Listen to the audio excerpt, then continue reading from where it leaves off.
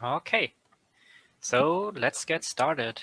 Yeah, the first part, we will, our aim is to reproduce Prisman's seminal 2001 MRM paper, Advances in Sensitivity Encoding with Arbitrary Case-Based Trajectories.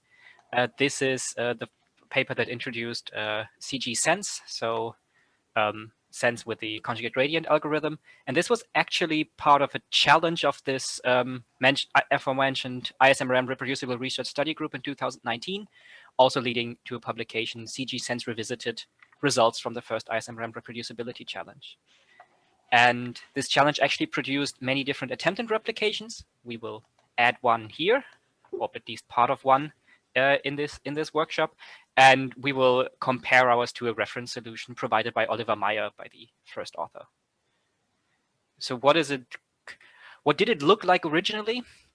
This is a figure from the paper from 2001. And yeah, what you can see here is a sensory construction of a brain using a spiral sequence for those who've already spotted the artifacts. And we can, yeah, basically you can see the improvement going from a non-uniform Fourier transform, which is the top left, to through CG by actually solving this parallel imaging problem. I mentioned that we had a lot of different replications.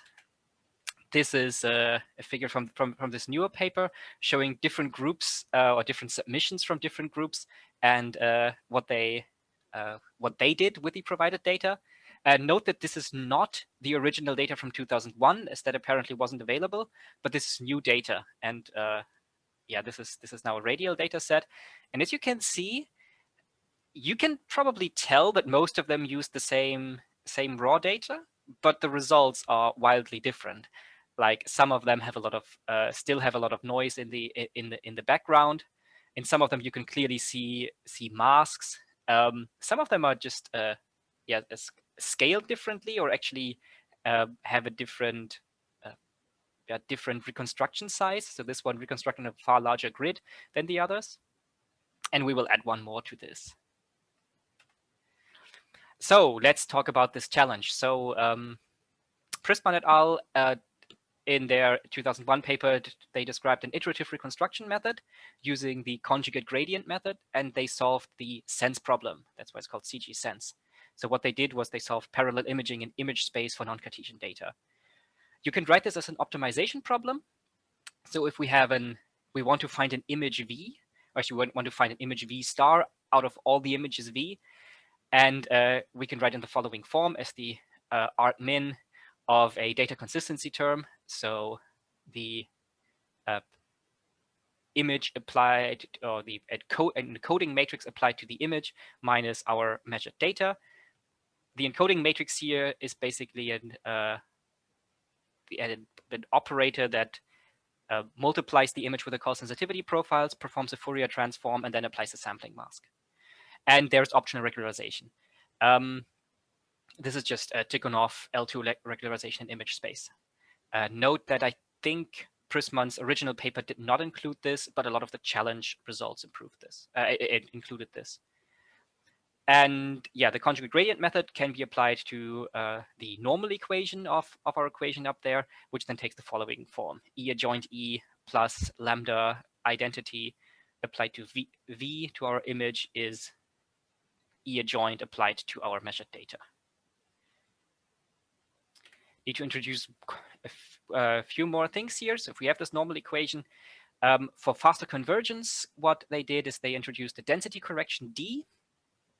This basically weighs each case-based sample with its spatial density, so that it will weigh it less in regions where case-space is sampled more densely and more in regions where case-space is sampled less densely.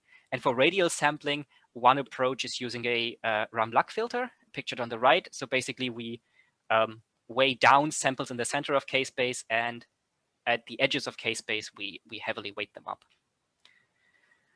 Adding this density correction now into a normal equation leads to the following form. So we just added in this E adjoint E term, which now becomes E adjoint DE, and also on the right-hand side. And it actually turns out to be more useful to split this up symmetrically into two parts. using basically the square root of this density correction, and then we can absorb it into now changed operators. So instead of E, we now use this E bar, which is just square root of D times E. And for people who are very familiar with this, Prisman's paper also included an intensity correction and a k-space filter, which we will exclude here because that would just take too much time. So in the original paper, they used both spiral and radial sampling. I already showed spiral sampling in the 2001 paper, but in this challenge, only radial sampling was used. The data sets were provided. They were similar to the original data, but not identical. And with that, the goal is to implement an algorithm and reproduce the main results of the paper. So for this hands-on session, the task is basically the following. We get the raw data. We need to convert it to a format that BART can work with, which here we'll use the BART CFL format. And we also need to change the data around a little bit to follow BART's conventions. Then we can undersample it to the desired degree. In this case, that's undersampling of 1, so no undersampling, 2, 3, and 4. Then we need to calculate this density correction, which in our case is just a round luck filter. And then we can reconstruct it with CG and optional regularization. And in principle, then you would need to apply this intensity correction, the k-space filter, and create plots out of it. So the raw data can be found on Zenodo. I've posted the link here, but you actually don't need this link in the Jupyter notebook, which I hope a lot of you downloaded. The link is just in there, and we will just use a script to download it from there. This has the .h5 extension, so it's HDF5 data, and each of these data sets actually contains all that we need. So there's not only one data set in there, but there's the raw k-space data, the trajectory, call sensitivities, the intensity correction maps, and the mask. But BART does not yet read HDF5. We don't know whether it ever will, but at least it doesn't do it yet. But fortunately, this can be done in a few lines of Python code, which I will also show later. And this is basically what it looks like. We have the call sensitivity profiles on the left. Here, the color indicates phase, and the brightness indicates intensity. And on the right, we have the raw k-space data. This is just lines, samples go in this direction, and we just have multiple lines also for each of the 12 coils. And then let's look at what are we going to compare it to. This is Oliver Meyer's solution. You can actually find the full source code at this GitHub link here. So we have the results for a brain data set. Well, actually, let me back up here. I know some of the people looking at this will say, okay, but this is all wrong. You know, they rotated their images the wrong way. That's true. So let's just rotate it.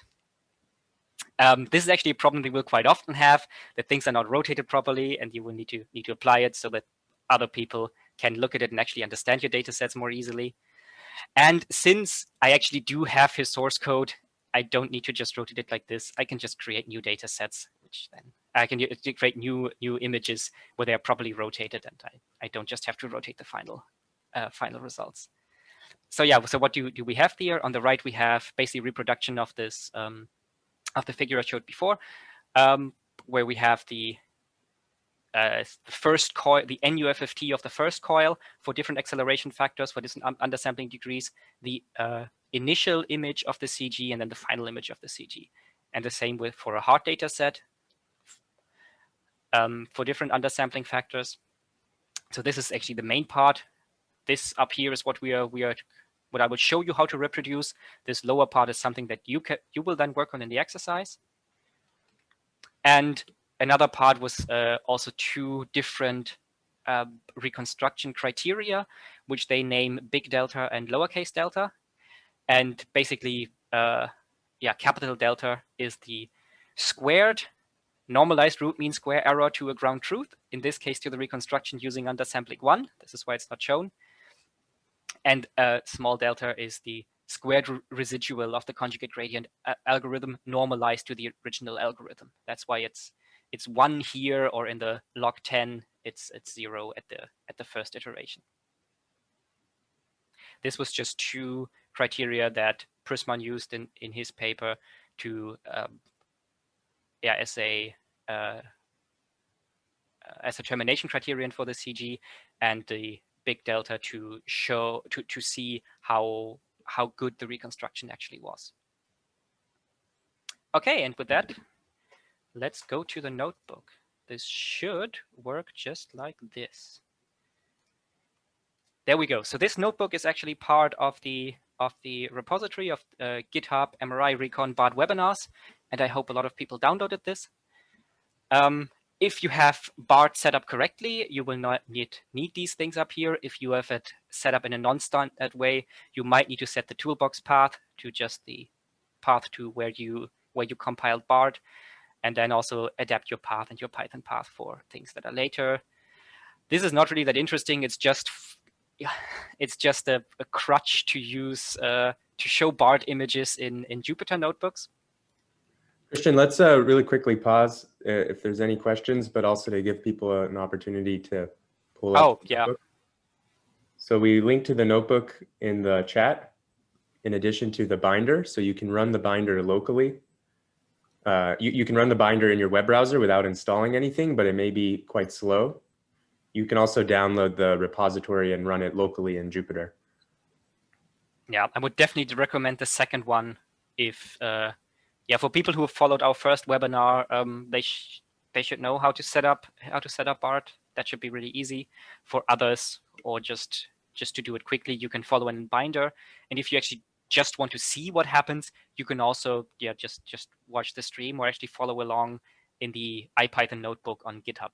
But then you will not be able to add your own code, and you will not be able to do the hands-on part. And any questions about this material or how to even just BART installation? If you have questions in the chat, go ahead. We can get started though. Yeah. Okay. So this is just preliminary things just to show BART images. Not very interesting. Let's see which BART version I'm actually using. Which BART is in my path? I think it's the newest release, BART version 0.6. And yeah, here's where I said we can just download the raw data. I was told that using curl is a good idea for compatibility with Mac. But if you use Linux, I think either works, and I have no idea if any of this works on Windows with this Windows subsystem for Linux. Yeah, so if you just run this, it will just use curl to download a raw data set from Zenodo and then actually check if the MD5 sum is correct, just to see that there are no download errors. So yeah, now we have an HDF5 data set. What do we do? I said BART doesn't understand HDF5, but we can just write a small Python script, which is actually the script down here. If you're interested, you can look at it. It's not necessary to understand this. If you have data in other formats, you might need to do different things. Or if you have data in CFL format, you don't need this at all. Basically, what it does is it looks for HDF5 files in our data folder. If it finds some, it removes a raw data prefix and the H5 suffix, creates a folder for each of the HDF5 data sets, and then just writes out all contained data sets to the folder. So if we run this should take only a small time. And what do we get? We actually get in our raw data folder, we now have all of everything that was contained in the HDF5 file in CFL format. So we have the coils, this intensity scaling, which we're not going to use, the mask, which I do not know why it's in there, and the raw data trajectory, which are the most important things that we need. Note here that for each, that actually this BART CFL files actually is made up of two files on your computer. One is the .cfl. This just contains the binary complex float data, and one is a header describing the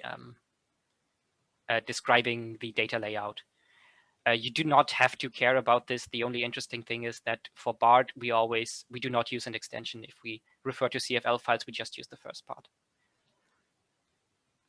So job one is done. The next job is, okay, BART actually has an opinion on how the data layout, how the data should look like. So it has an opinion on what each dimension means. The convention for image space data is that the first three dimensions should be the X, Y, and Z dimensions, and then you have the coils dimensions, so if you have different coil data. And for k-space, it should have a 1 in the first dimension, then readout dimension, lines, and then also coils. And for the trajectory, it should have a 3 in the first dimension, and then readout lines and coils. Why this 1 and 3? Well, the trajectory, what it describes is the location of a sample in kx, ky, and kz. So that's why we have 3 components here. And the k-space data is just the complex valued sample at this location. So that's why it has a 1 in the first one. So what does it look like for our brain data set? Well, the trajectory already looks good. 3, 512 for readout 96 lines.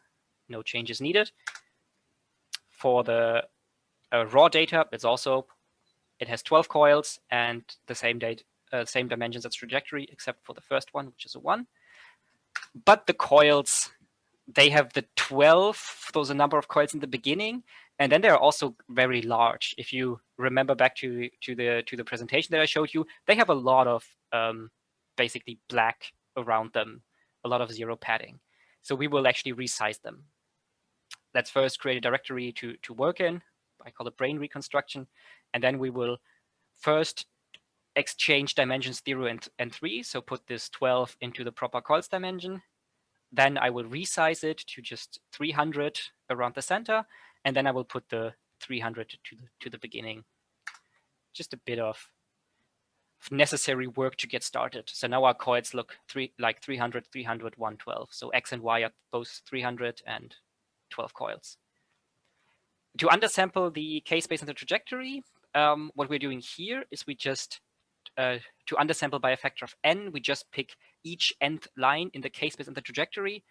And I've provided a small script that does that. It's also in the same folder as this notebook. It's called undersample.py.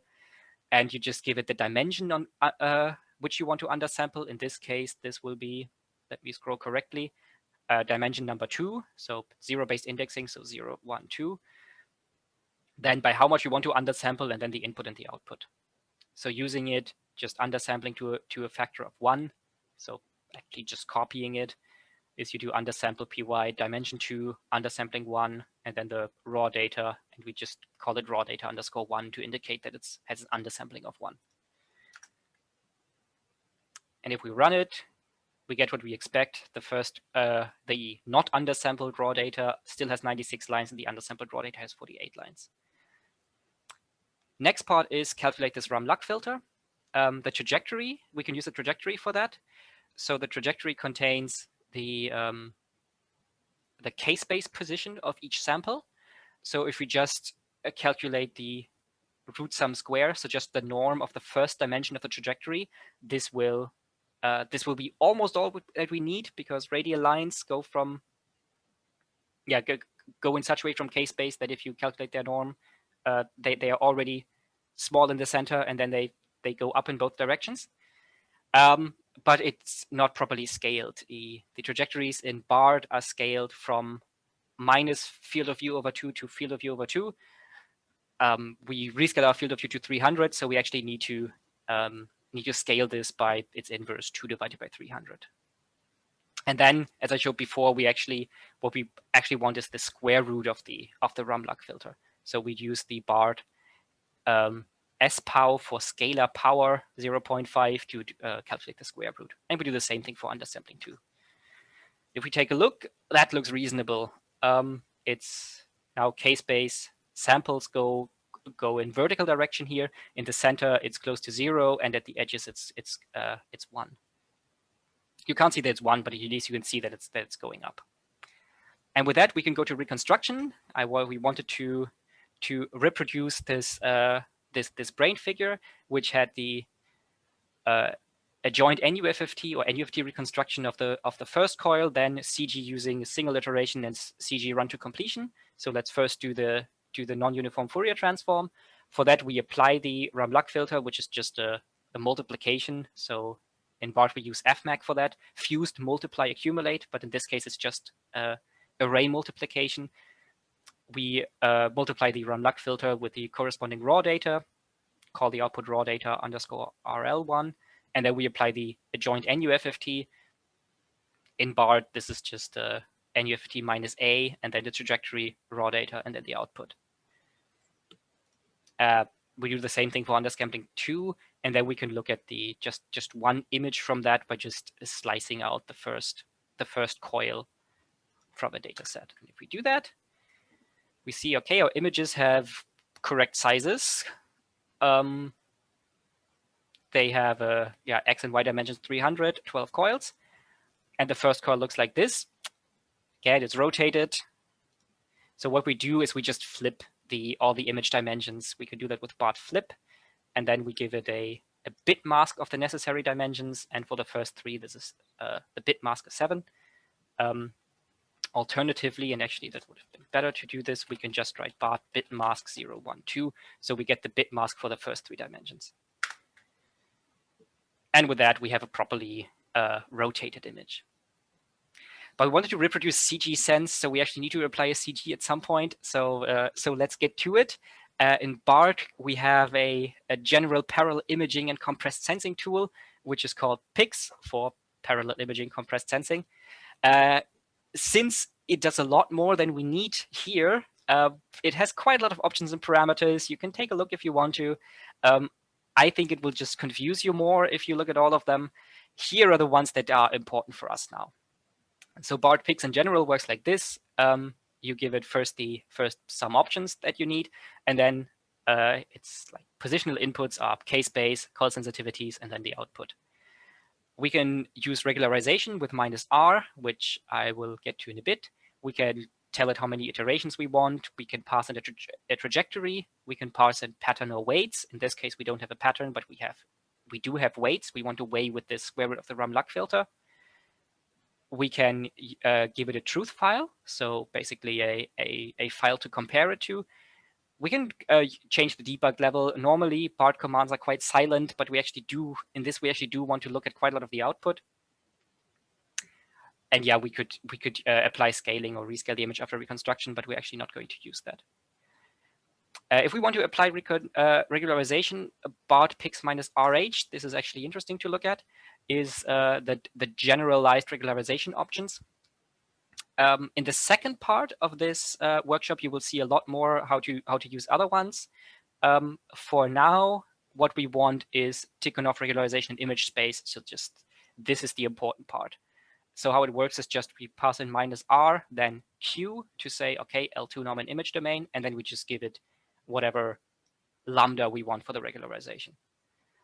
And with that, we can build our command line. It looks like this, BART PIX. I set a much higher debug level, -D5. Then I set the weights to the square root of the Ram-Luck filter. I gave it L2 regularization with parameter 0.1. I pass in the trajectory for the not undersampled case, raw data, coils, and the output. And I'm just going to flip it immediately so that we don't need to look at upside down images anymore. If we run this, this will be much slower on Binder. On my computer, it's reasonably fast. This will tell you first a lot of debug output that is interesting if you actually develop BART and want to find out why it doesn't do what you want. But in this case, it does what we want. I'm reasonably certain. And then it will just show you, okay, this is the residual of the CG. It does 30 steps by default. And after 4 seconds, it was done. And we get a reasonable image. For the reconstruction with a single CG iteration, it's actually almost the same. All you need to do is pass in -I1 to say, okay, just stop after a single iteration.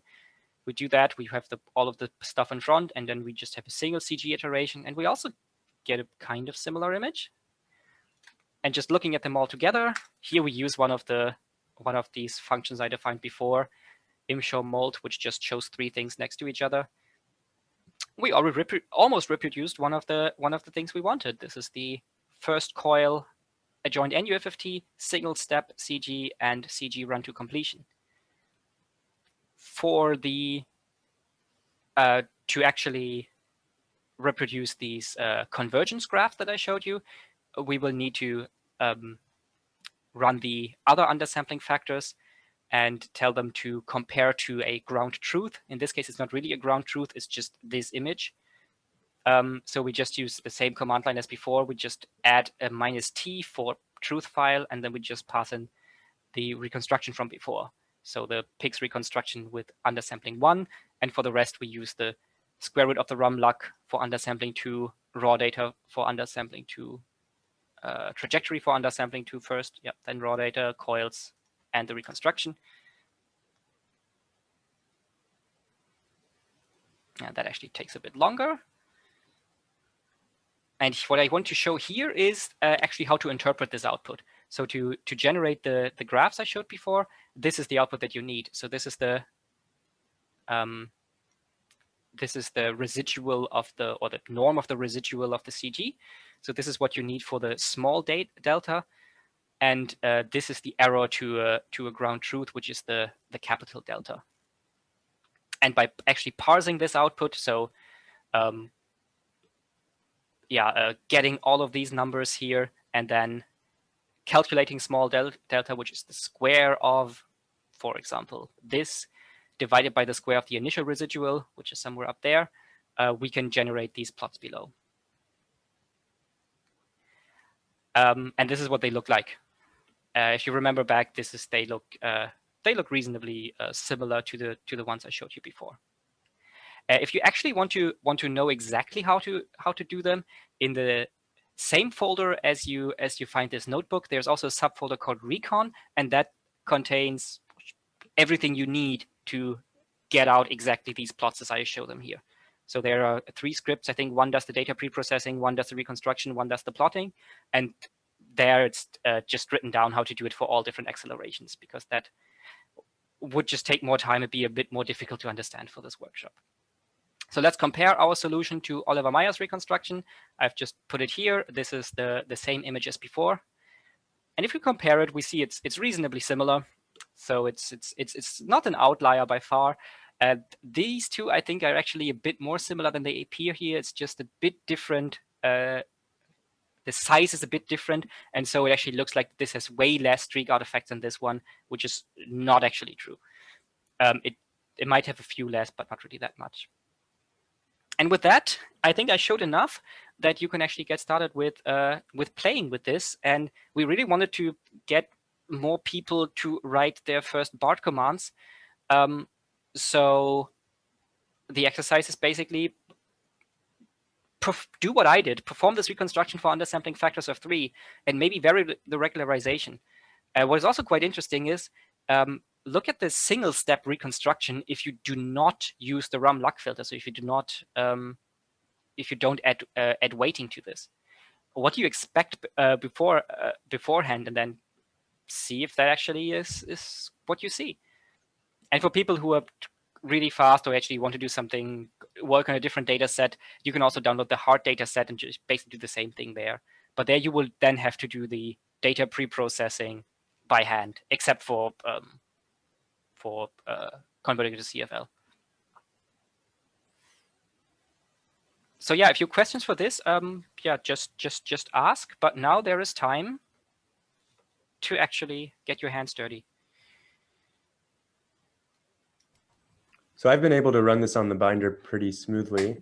I'm curious if anyone else is running this, is following along and running this at the same time. If there are any questions about running it or installing.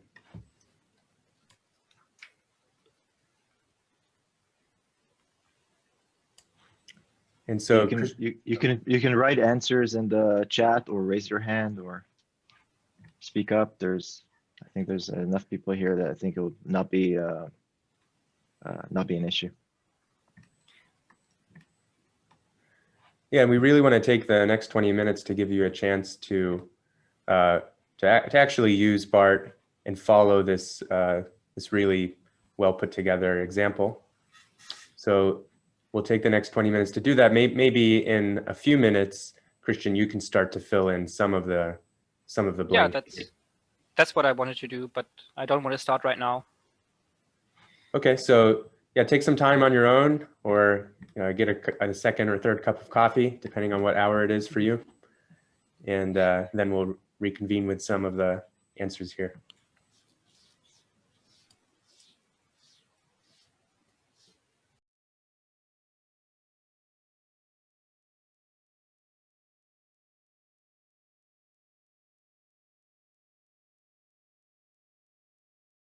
Yeah, there is a question about running it locally. So we're using Jupyter Notebook, but we're using the bash kernel for this.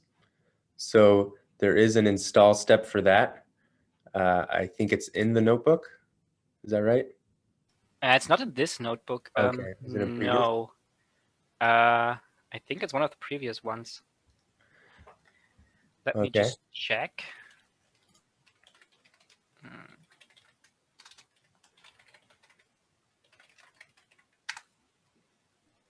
Yeah, similar question from Marius.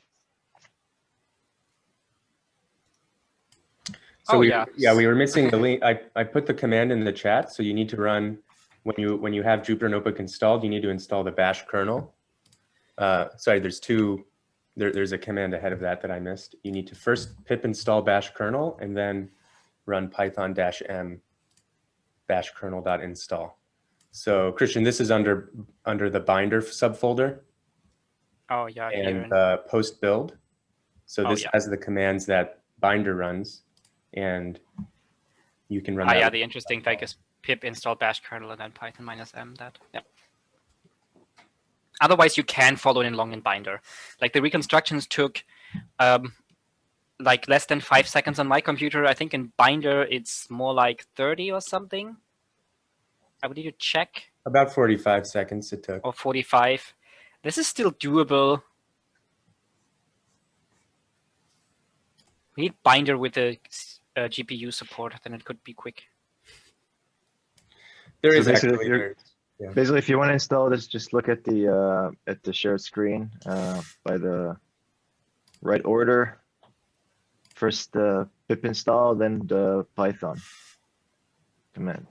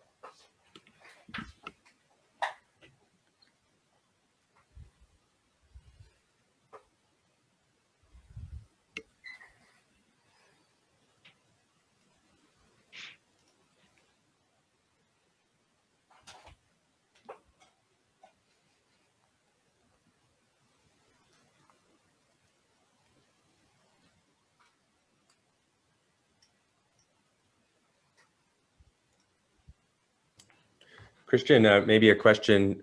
So you're showing everything here in the bash Jupyter notebook, but maybe can you speak a little bit about how you as a user would normally use BART and how you would view images kind of interactively? What's your workflow like? Oh yeah, I normally just use really use a shell, so I don't use Jupyter. I use bash in a terminal, and there we have some companion tools that make it like quite nice to work with that. So we have a viewer, which you can also find in this on GitHub, called View, which lets you interactively view images. Then you don't need strange bash functions to actually go and look at them, and you can then use bash scripts as well. So if you really want to take a look at that, I'm not sure whether Jupyter allows me to just open things that are not Jupyter notebooks. Let's see. So yeah, sharing.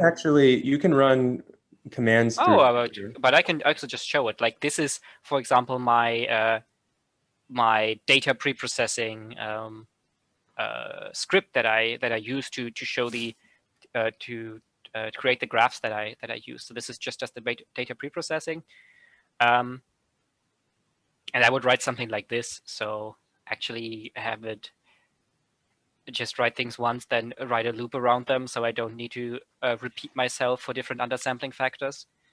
And with that, I can get a much yeah, I can basically work much faster. Other people use different things. There's also this a Python interface, which I think Efrat will show in the second part. But I normally just use a shell. Quite happy with that. And you can launch the viewer from the notebook as well, but if you're running it on Binder, that won't work. So that's only if you're local. Oh, I can do stuff like that. I can just go and say, give me.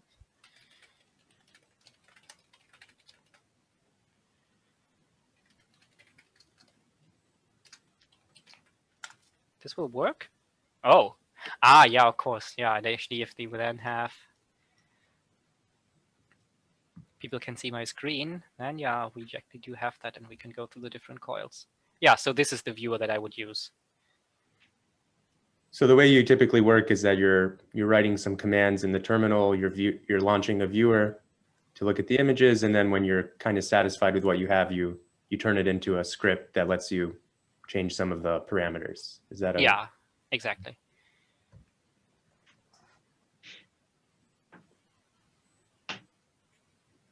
But yeah, for this to work, you will actually need to have the viewer installed in such a way that just calling view from bash will launch the correct thing. So in Binder, this won't work. And I think for a lot of other people, this also will not work if they don't have the viewer installed or not set up in this way. But yeah, maybe I will start to solve my own exercise here. Might be time. Yeah.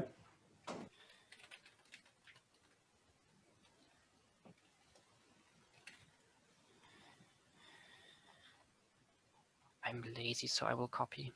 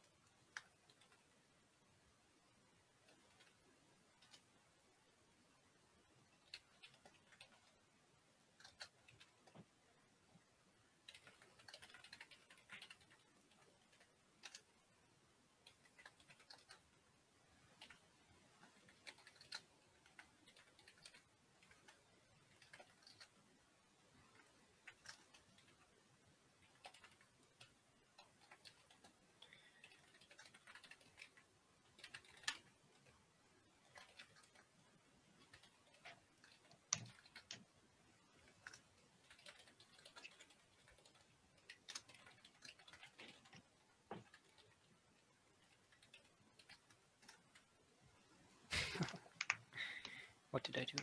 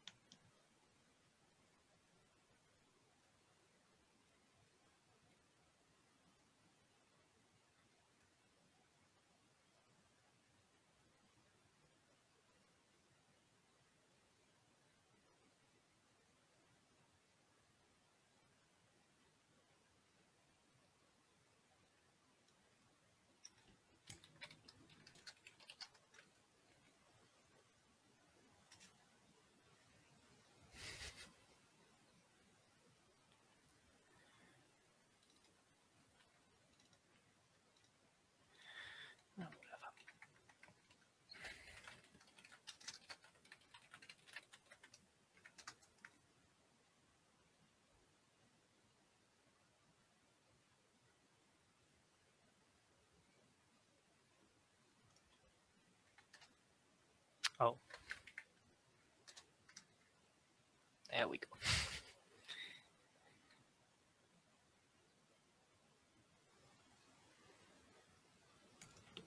So you're undersampling the data and making a new Romlock filter for that specific undersampled data.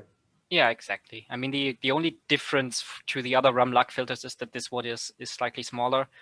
So I actually could have done something different. I could have just done BART extract and then extracted the first 32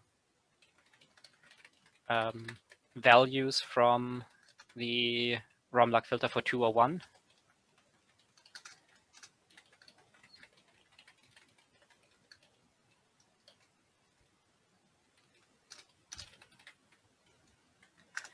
And then if we actually look at the normalized root mean square error between those two, that should be 0.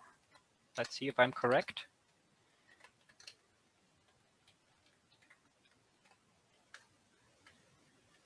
Yes.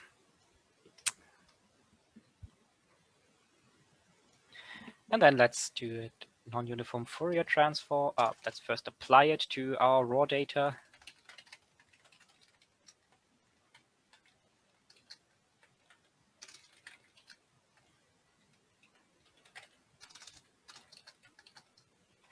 Then to the NUFFT.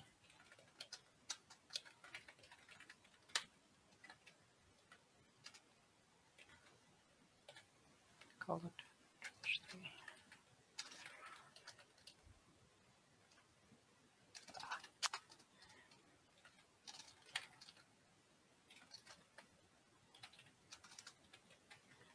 Did I call it before?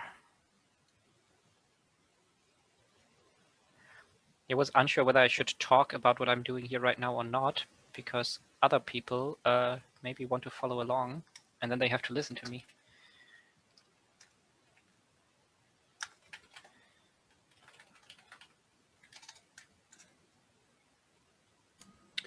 Oh, there is a question in the chat that you're showing the images in magnitude. And the question is if we're also comparing the error in the phase, how can we check if the phase is correct? And maybe just more generally, when you're calculating these mean square errors, are you doing it on the magnitude image, the phase image, or the complex valued image? So if we actually use BART, like the NRMSE tool, then we compare the complex data. It is true that I'm normally looking at the magnitude images here, because that is what I think is most often shown in MRI. But yeah, and that I'm only showing magnitude images here is partly just the fault of trying to make this as accessible to everyone. If we actually use the viewer, so I will just now look at the NUFFT reconstruction I just did, then we also get a magnitude image here. But there, let me make this a bit bigger. We can just choose very easily what we want to see. So we can just actually also look at the phase, or we can actually only look at the phase. So this would now be the phase image of the NUFFT for different coils.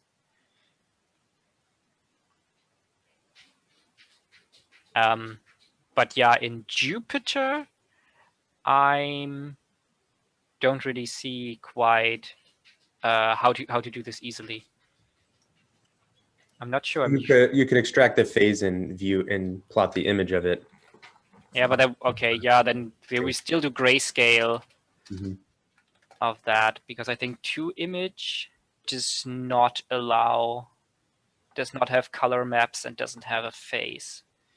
So another question is, this is kind of related on more a reconstruction question, but also the BART NUFFT tool.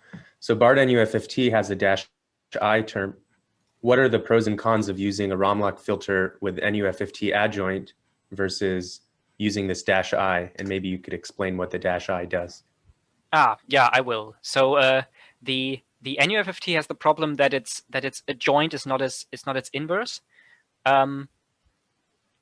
So the adjoint is basically just applying the same operations in the opposite order. But since it involves interpolation, it's not really possible to invert that. So what the difference between -A and -I is that minus I actually says, okay, we might not be able to just easily implement an inverse as a normal operator, but it's just a least squares problem. We can just solve it. So it actually uses the NUFFT and just iteratively solves the least squares problem for finding the true inverse. What we're doing with the Rum-Luck filter is basically approximating this inverse.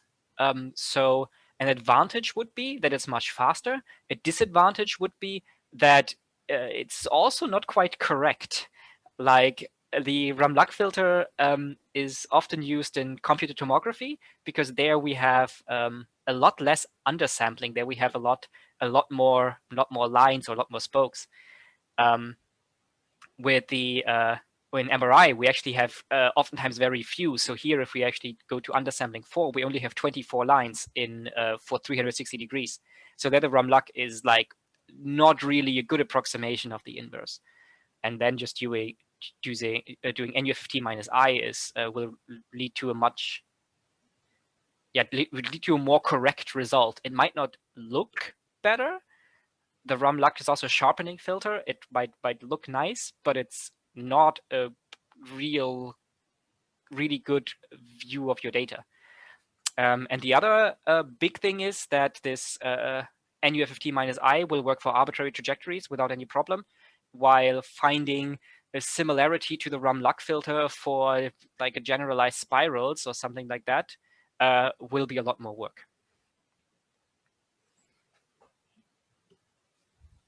Actually, let's see. Oh, shouldn't have. Let's just compute both, and let's see what it does. So we do not do it on the normal raw data. Probably now take a lot longer because it actually has to iteratively solve this problem. And then if we do, let's see if I can remember my own commands.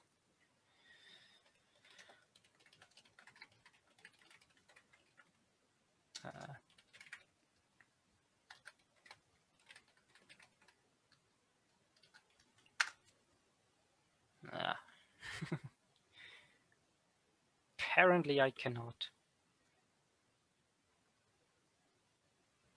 Oh, yeah, because there's just a question from question about why do we use the Rum-Luck in the pics? There we just use it as basically as what's often called preconditioning. So we use it to get the CG to converge more quickly, and it converges amazingly quickly. Like if we look at this capital delta criterion, we see basically after 3 iterations it's done. Like all of the others don't do anything, and normally it would not converge quite as quickly. So that's why we use it there. So what was the problem here? Why didn't this work?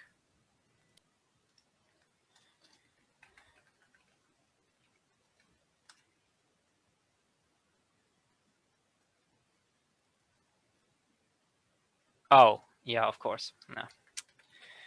I know, because it still has multi-call data, and that's why BART2 image doesn't do what I want.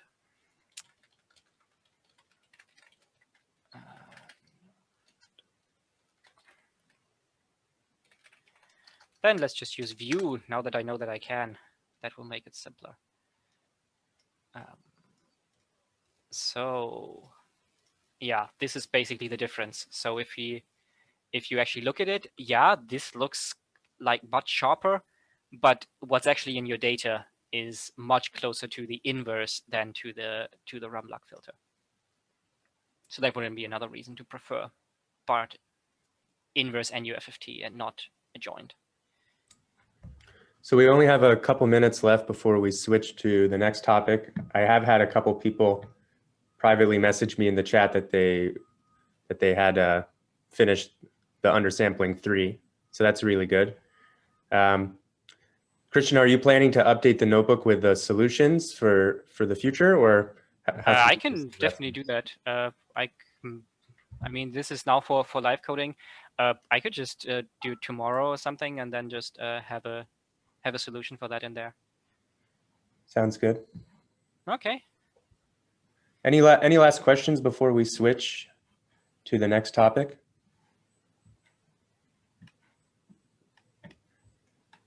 Okay, let's take a quick couple minutes break and we'll start on the hour. And Efrat will present for us. Okay. Thanks very much, Christian. Really, Yeah. really good and informative. Maybe I'll take that time to actually just also do the reconstruction here for undersampling 3.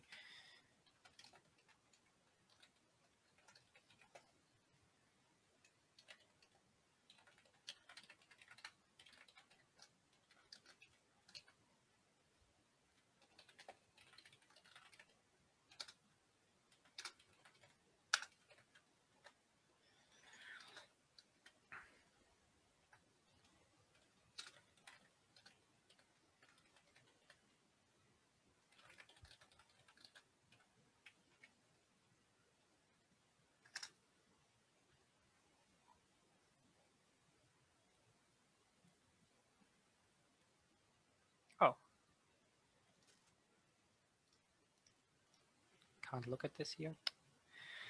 Zoom. Why are you like this?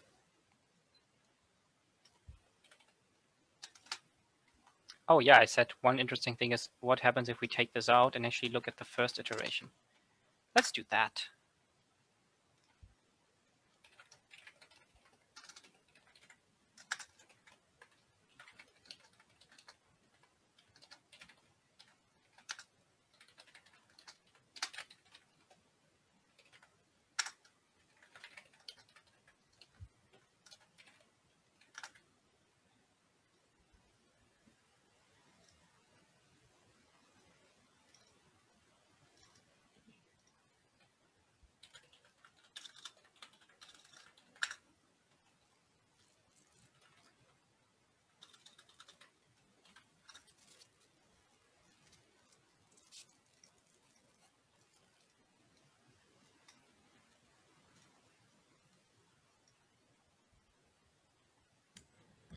Okay, let's go ahead and switch over.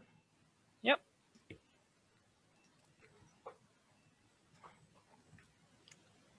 Okay, so Efrat's going to set up here, but Efrat's going to present on how to do advanced reconstruction methods for dynamic MRI data, where you have multiple dimensions beyond just spatial dimensions. And take it away, Efrat. Okay, thank you, John, for the introduction.